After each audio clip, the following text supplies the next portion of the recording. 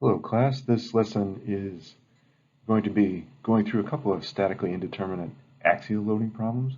We didn't get a chance to do very many of these before, and so this lesson just basically has a couple of examples. Um, this one here I think is pretty interesting. We've got a 200 millimeter long polymer cylinder here on the left, and you see we've got a brass piece, this brass rod on the right. And the reason I think this is interesting is because I think this type of thing happens all the time, right? There's a machining error, and there's a little gap there. You can see the gap of 0.15 millimeters. And so what do? Well, a lot of times you stick the bolts in there and you tighten them up so that you just close that gap. And you just hope everything is fine. Anyway, basically the question here is, what kind of normal stresses do you get in both the brass and the polymer there when you do that? When you just crank on the bolts to get rid of that gap, and then the final position of that the flange polymer interface. Basically, the where do those things meet when you actually screw them together? So if we just consider a free body diagram of this thing after they come together, right? We have this polymer piece, we have the flange right there, and then the rest of the brass rod. We know that the walls are going to be pulling, and basically they have to be pulling with the same force, and that's all we got. So we've got basically one equation, I should say one force, and our only equation says F equals F. Like if we just did sum the forces in the x direction, we would have, let me actually write that differently. If we said sum of the forces in the x direction is 0, we've got minus F plus F. So we have F equals F, and that's not going to give us anything. So that means it's statically indeterminate.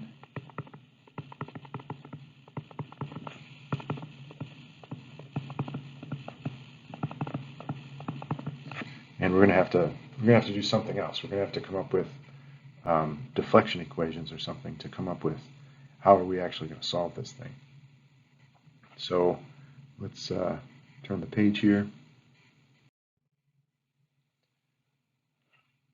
Let's redraw our diagram here to think about how that gap is going to be closed with some deflections here. Right, so we know that this gap is going to come together at some point,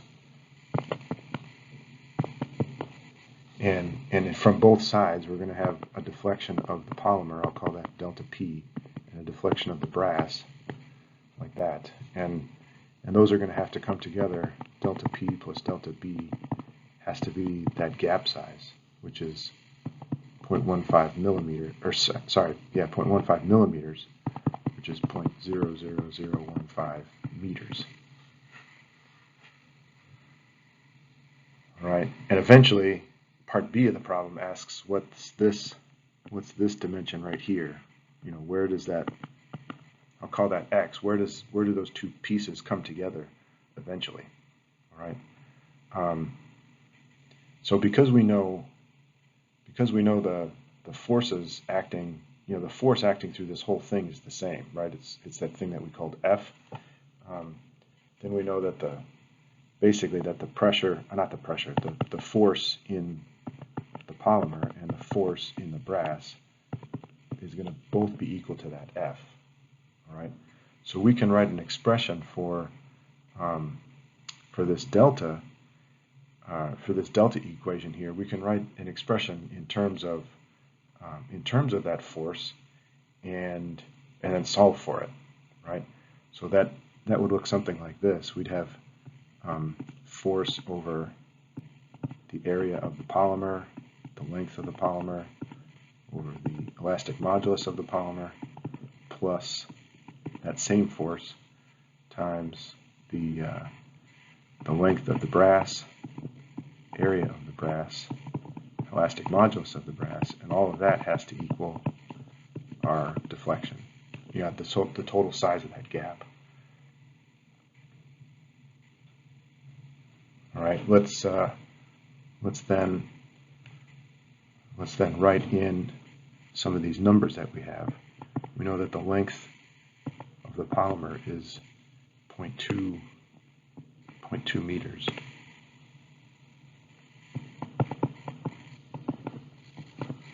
And the area, I should say the diameter of the polymer is 0.15. So that's going to be 0.15 in the denominator there. We're given the elastic modulus of the polymer to be 2.1 gigapascals, like that. And we can do the same thing for the brass. The brass is 0.4 meters long. The area of the brass comes from its diameter, which is 0.045 meters. And the brass elastic modulus is 100 gigapascals.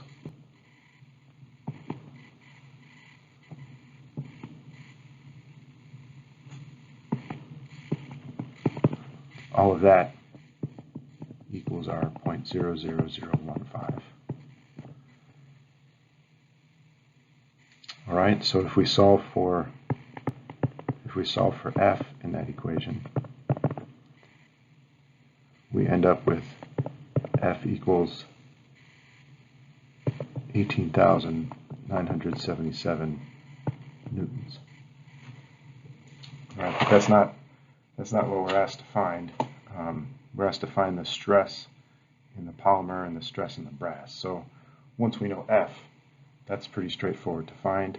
So we can just say that for part A, the sigma in the polymer is F over the area of the polymer, or 18,977 over, that's newtons, pi over 4 times 0.15 newtons, which gives us 1.07 megapascals. And that's positive, so that's in tension. All right, and we can do something similar with, whoops, that's not part B yet. We can do something similar with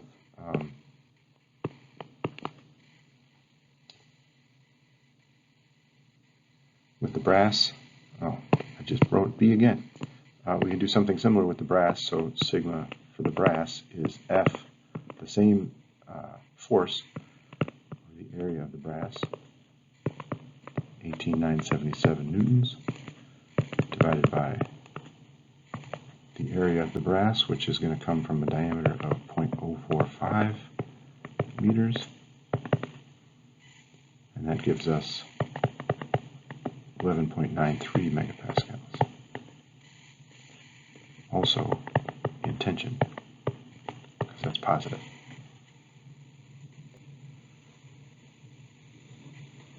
All right, pretty significant stress difference there. You can see the stress difference comes from, the fact that the brass has a lot smaller diameter, so it's taken that same force over a lot smaller diameter. And then the last thing to do is to find that x value up at the top there. Right, x is just going to be the initial length of that last slide got a little bit messed up, so we're going to just start from right here. That length x is going to be the initial length of the polymer plus the delta of the polymer, which in this case is going to be that 0.2 meters, the initial length, and then excuse me, then we'll have sigma of the polymer over the elastic modulus of the polymer times the length of the polymer. All right, which if we put in all of our numbers here, we just came up with the value for that stress, that sigma, and it's 1.07 times 10 to the 6 pascals. Our elastic modulus is 2.1 times 10 to the 9th pascals, and our length is 0.2 meters. So what we get here for the length is 0.200102 meters, or we could say 200.102 millimeters. All right, so that's our first problem. Now for this problem, we have a block, a 200-pound block that's suspended by an aluminum cable, an aluminum wire there. And we've got an initial clearance between the block and the floor, and we want to find the stress in the wire if we increase the temperature by 25 degrees and if we increase the temperature by 60 degrees. What I think is basically we're going to want to find, how much does this thing, or how much temperature increase does this take to close that gap, right? So if the stress is already, hanging on that wire, let's find, I should say that, the weight of that thing's already hanging on the wire. So the only thing left to stretch that wire is a temperature increase. So let's find delta T to close the gap.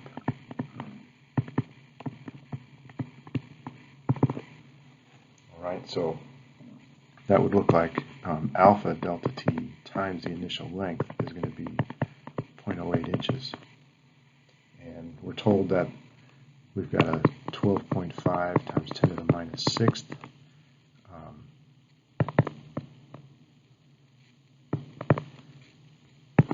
coefficient of thermal expansion. We're trying to find delta T, and we've got a 120-inch initial length, and that's the gap we're trying to find. So if we solve for that, we find that our delta T to close the gap is 53.3 degrees Fahrenheit. All right, so that means that for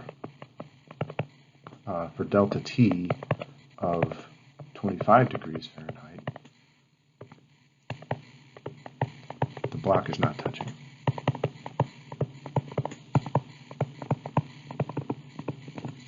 Which then also means that for that case, our stress in the wire is just going to be the weight of this thing divided by the area of the cable. So that's 200 pounds, and the area of the cable is 0.15 square inches, and that gives us 1333 psi. All right. Now the next case is a little bit tougher, because now we know from our first calculation there that a temperature increase of 60 degrees is going to be bigger than our 53 degrees, so it's definitely going to be touching that. So we have to come up with a little bit different way of finding the stress in that case. So what we do know is that if the thing is touching, then we can say that our delta is 0.08 inches.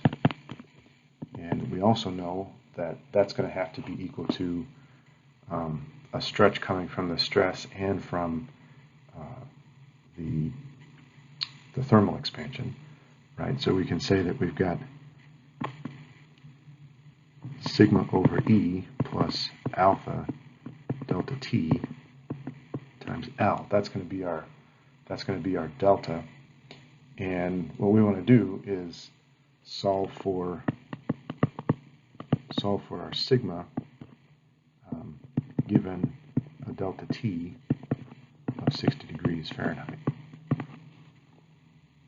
All right. So why don't we rearrange this equation so that we can solve for sigma. that's going to look like the following. Sigma is equal to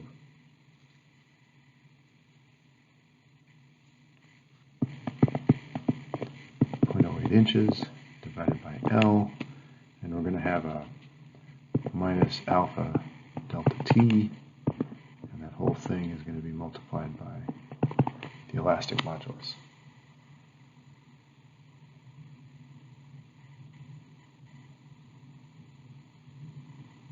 All right, so let's put in our equation, or our numbers here.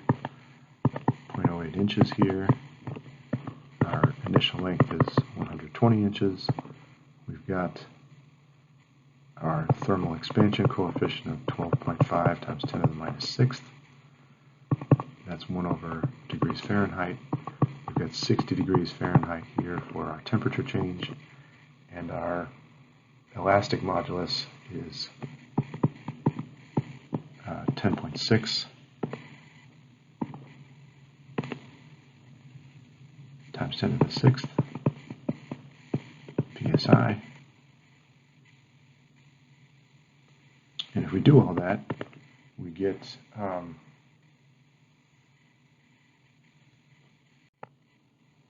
elastic modulus, a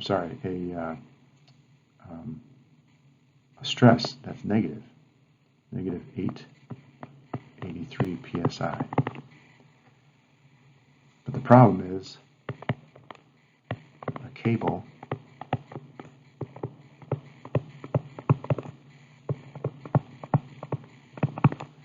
cannot support a compressive stress. Right? If this thing was a rod or something else that was, that was not just a cable.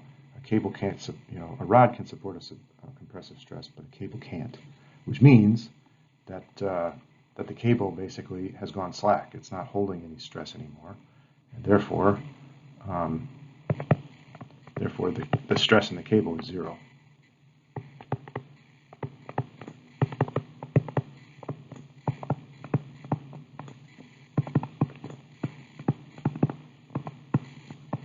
All right, because it has gone slack. Once that block hits the ground, I shouldn't say once it hits the ground, but once it hits the ground and there's enough thermal expansion in the cable to make it go slack, then there's no more stress in the cable. It's just hanging there, and the ground is completely supporting that block. So those are our two problems. Let me know if you have any questions.